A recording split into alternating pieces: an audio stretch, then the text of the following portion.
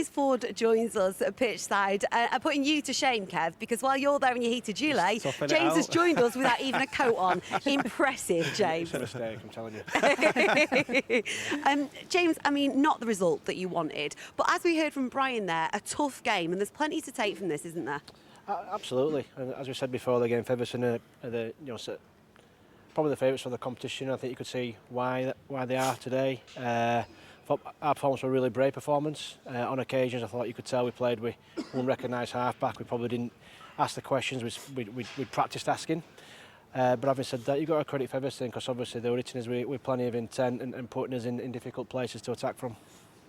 Yeah, absolutely. And, there was lots to take from that, and I think particularly when you started to get into good attacking positions, the end of sets started to look much better, your kicking game particularly. How happy were you with the end of sets and some of those repeat sets towards the back end of the game? Yeah, I know what you're referring to. I mean, obviously initially it's difficult for Jamie to kick from 30 out. I'm sure Kevin will agree with me. Certainly when he's on his own, there's the kick pressure coming from Featherstone as it was.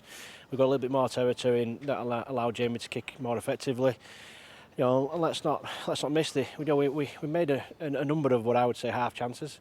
On another day, Jack Logan scores, Marshy scores. We could have pinched that game. I don't think we deserved to. I think Featherstone were the best team, and I think they deserved to take the 2 points home. But I know that I've got a team that tried tremendously hard, and we're in a real tough contest, and we feel we can improve considerably on that, and maybe trouble Featherstone back into the season.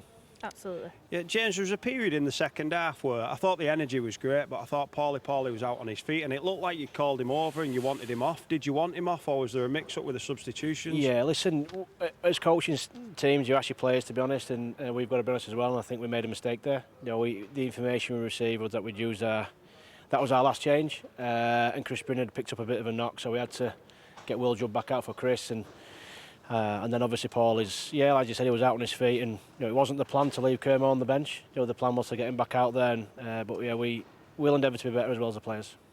And James, for you're into your 8th season. Does it finally feel like you're able to enjoy it here tonight with the atmosphere? Oh, listen, listen, I love rugby league, I love coaching. It's a tremendously hard occupation, one that's really challenging. The lows are much lower than a player, and the highs aren't as high as a player. It'll be a lonely place tonight in the Ford residence, but we'll get up in the morning and have a look at the game and aim up at being better for the rest of the season. James, we're going to see Featherstone live here on Premier Sports next week. You've just faced them. How good are this Featherstone side? Oh, well, you probably can ask Wakefield as well. They bullied Wakefield to me last week. They've got some real strong boys in backfield. Briscoe, Hardy. They're just so hard to handle. They've got Morgan Smith had a great game today. They've got some Jack Bussey in the middle, just real thick through his hips. So he's hard to put on the ground, so he leaves the ruck disrupted. Heaps of occasions, and then on the back of it, I said it before, Connor Jones running off the back of that market disruption. Well, he's playing in the wrong division, for me. I think if he was English, he'd be playing in Super League.